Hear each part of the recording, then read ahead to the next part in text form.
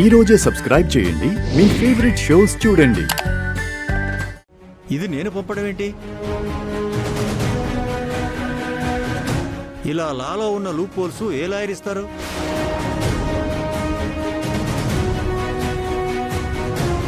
నేనైతే ఇలా ఏ నోటీసు పంపించలేదు.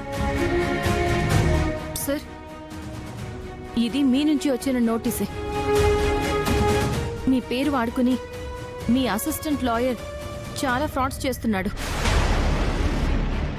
అసిస్టెంట్ లాయర్ అలా ఎన్నటికీ చేయడు. మీరేదో పొరపాటు పడుతున్నారు.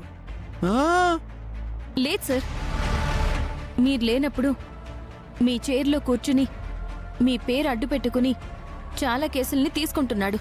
వీళ్ళొచ్చారేంటి? కావాలంటే ఆయన్ని అడగండి. నా కొంప మునిగింది.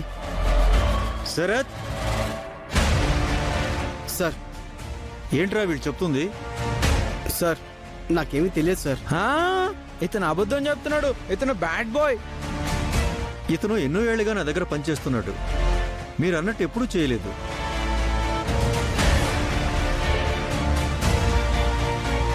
సార్ వీళ్ళు ఇంతకు ముందు వచ్చి నన్ను ఇలాగే ఏవో పిచ్చి ప్రశ్నలు వేశారు సార్.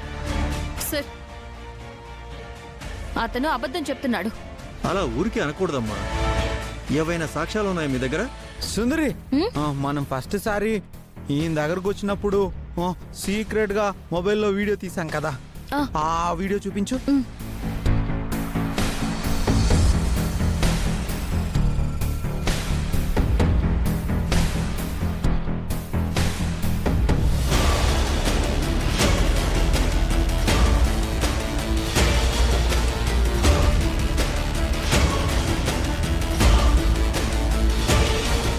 ఏంట్రా ఇది? సార్ నన్ను క్షమించండి సార్.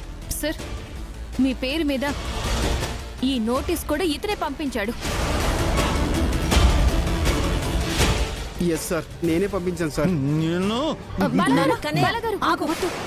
లేదు మామ, ఇతని వల్ల గాయత్రి, నా తమ్ముడు చాలా ఇబ్బంది పడుతున్నారు. చెప్పండి, నిజం చెప్పండి. నా చెల్లెలు మీ దగ్గరికి వచ్చి డబ్బులు ఇస్తే ఈ నోటీస్ ఇచ్చారా? చెప్పు. బాలగారు, నిజం చెప్పు. లేదండి. మరి ఎవరు డబ్బులు ఇచ్చారని ఆ నోటీస్ పంపించారు? నిజం చెప్తే ఆ ఫని నన్ను చంపేస్తాడు. నిజం చెప్పరా, లేకపోతే ఆఫీస్ సీసీ ఫుటేజ్ తీసి నీ సంగతి తెలుస్తా. ఎవరో తెలియదు సార్.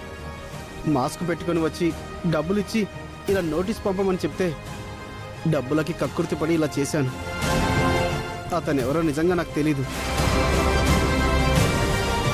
నేను తప్పు చేశాను, నన్ను క్షమించండి.